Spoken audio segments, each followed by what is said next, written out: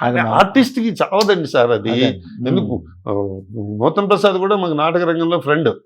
Nutan Prasad accident అయిపోయి అతను wheel చైర్లో ఉన్నప్పుడు కూడా ఏ జడ్జి వేషం ఏదో అంటే నుంచుని కాకుండా కూర్చుని వేషాలు చాలా వేసాడు అతను. కసి ఉంటుంది అది. ఎందుకంటే మొదట్లో అయితే భుక్తి గురించి ఏదైనా వేషాలు వేయచ్చు ఎవరైనా. తర్వాత ఆర్టిస్ట్గా ఎస్టాబ్లిష్ అయిపోయి దాంట్లో ఆ వేషంలో మజా అనుభవించిన తర్వాత ఆ మజా వదలబుద్ధి అవుదండి. అది కూడా అంతే. ఇన్ని వేషాలు వేస్తున్నప్పుడు మరి ఇంట్లో ఫ్యామిలీ మెంబర్స్ అంటే వైఫ్ వాళ్ళందరూ మీ భార్య గారి పేరు మణి అని నేను మీరు మణి అని పిలుస్తున్నారు విన్నాను. మరి ఊరుకునేవారండి ఏంటి నాటకాలు ఏంటి వేషాలు ఏంటి? ఏం జరుగుతుందంటే అండి మన ప్రొఫెషను ఫ్యామిలీ రిస్ట్రిక్ట్ చేయడానికి ఫ్యామిలీకి ప్రాబ్లమ్స్ అయ్యాయనుకోండి.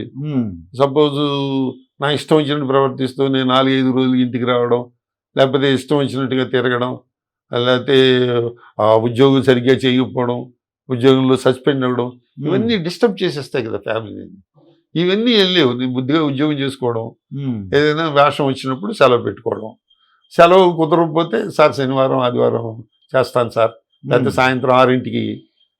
నేనే కావాలనుకున్నప్పుడు వాళ్ళు వెయిట్ చేస్తారు. చిన్న వేషం అయినా ఈ వేషం ఆయనకి బాగుంటాడు ఆయన చేతి చేయిద్దాం అనుకున్నప్పుడు ప్లస్ రిక్వెస్టింగ్ అని అడుగుతాం కానీ నేను చేయలేండి అన్నాను కదా. ప్లస్ మా ఆవిడేమో ఇంట్లో పిల్లల్ని చూసుకుంటూ ఉండేది ప్రతిరోజు. దాని అంటే ప్రొఫెషనల్ అనుకోండి. మీరు అన్న క్వశ్చన్ కరెక్ట్. 24/7 అదే పనిలో ఉండాలి. పిల్లలు ఎలా చదువుకుంటున్నారు చాలా మంది ఉంటూ ఉంటారు. పెద్ద యాక్టర్లు అందరూ మా పిల్లలు చిన్నప్పుడు వాళ్ళతోటి జీవితాన్ని పంచుకోలేకపోయాను నేను అంటూ ఉంటారు చాలా మంది పెద్ద యాక్టర్లు.